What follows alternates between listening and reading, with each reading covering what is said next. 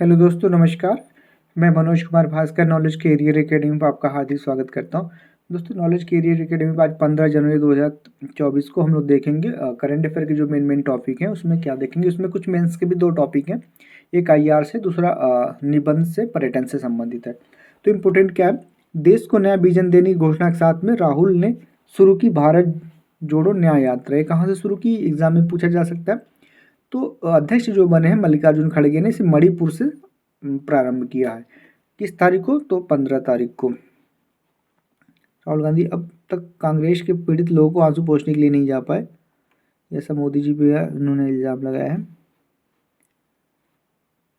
मणिपुर के थौबल से शुरू यात्रा का समापन 21 मार्च को मुंबई में होगा। 6,713 किलोमीटर की यात्रा होगी। यह 15 राज्यों से होकर गुजरेगी। यात्रा 115 से अधिक जिलों व 100 संसदीय क्षेत्रों को कवर करेगी। यह हाइब्रिड मोड से होगी। राहुल रोजाना 8 से 10 किमी पैदल और करीब 80 किमी बस से चलेंगे। यात्रा पूर्वोत्तर के 5 राज्यों मणिपुर, नागालैंड, अरुणाचल प्रदेश, मेघालय और असम से गुजरेगी। कांग्रेस छोड़ ये तो अलग चीज़ है, तो यही दिया हुआ है, तो ये इम्पोर्टेंट है। ये थौबल से शुरू हुआ, मणिपुर के थौबल से 21 मार्च तक चलेगा, इम्पोर्टेंट था। अगला देखें, पर्यटन से आर्थिकी को पंख। क्योंकि दावोस में बैठक चल रही है विश्व आर्थिक मंच का, इसके बारे में ये दिया है कि पर्यटन में क्या क्या लाभ हो सकते हैं। सारा डिटेल दिया हुआ मेंस के लिए। तो यहाँ देख लीजिए, योगदान दोगुना तक बढ़ सकता है। वर्तमान में पर्यटन क्षेत्र देश की जीडीपी में 7% और रोजगार में 8% से अधिक योगदान दे रहा है।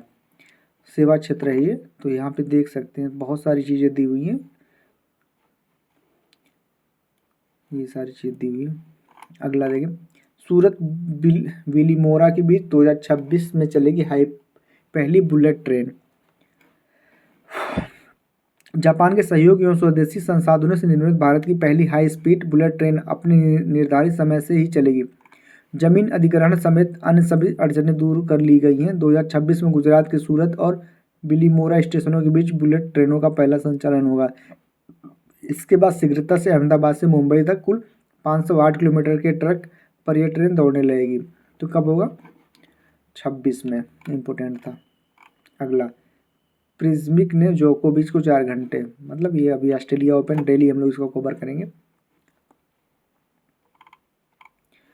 चीन सीमा से लगे नैनी सैनी एयरपोर्ट में 20 सीटर विमान ने की सफल लैंडिंग। चीन और नेपाल की सीमा से लगे पिथौरागढ़ जिले के नैनी सैनी एयरपोर्ट से 26 जनवरी से पहले नियमित हवाई सेवा शुरू होने की उम्मीद बंधी है। रविवार को फ्लाई विंग कंपनी के 20 सीटर विमान ने एयरपोर्ट के रनवे पर ट्रायल लैंडिंग की।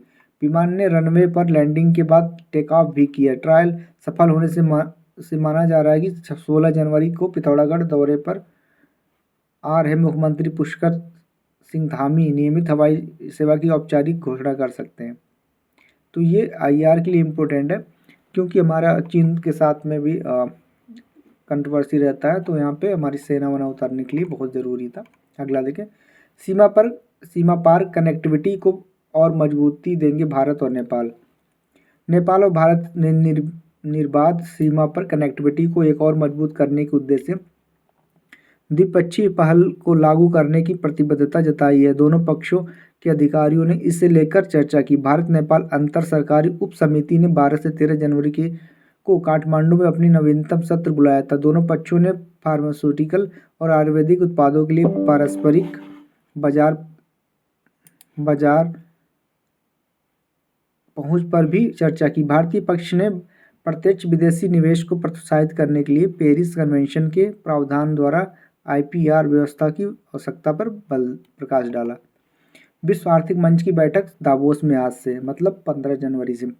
विश्व आर्थिक मंच की 5 दिवसीय 54वीं वार्षिक बैठक सोमवार से यहाँ शुरू हो रही है। बैठक ऐसे समय में हो रही जब दुनिया जलवायु परिवर्तन, संघर्षों एवं फेक न्यूज़ जैसे संकटों से जूझ रही। बैठक के लिए दुनिया भर के 2800 से अधिक नेता यहाँ पहुँच रहे हैं। इनमें 60 से अधिक राष्ट्र एवं सरकारों के प्रमुख शामिल हैं।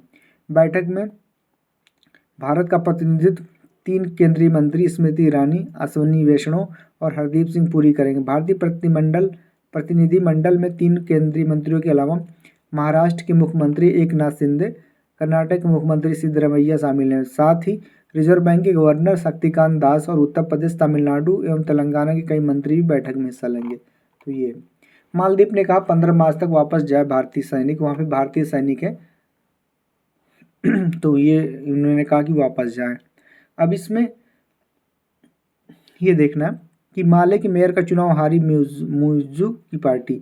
माले से पेट्रे के अनुसार मालदीव के राष्ट्रपति मुइज़्ज़ू को शनिवार को माले के मेयर चुनाव में जोरदार झटका लगा।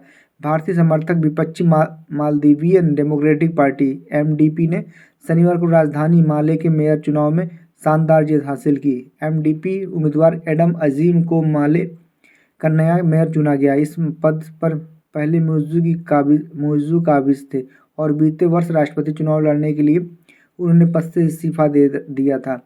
एमडीपी का नेतृत्व भारत समर्थक पूर्व राष्ट्रपति मोहम्मद सोलेह कर रहे हैं, जो कि राष्ट्रपति चुनाव में चीन समर्थक मुइज़्ज़ू से हार गए थे। ऑनलाइन समाचार पोर्टल मालदीव सन की रिपोर्ट के अनुसार एमडीपी उम्मीदवार अजीम को 45%, जबकि उनके प्रतिद्वंदी मुइज़्ज़ू की पार्टी पीपुल्स नेशनल कांग्रेस के एसएथ अजीमा शकूर को 29% मत मिला। ये था इम्पोर्टेंट। तो दोस्तों, अगर आपको कंटेंट अच्छा लगे तो लाइक, सब्सक्राइब, शेयर भी करें। धन्यवाद दोस्तों।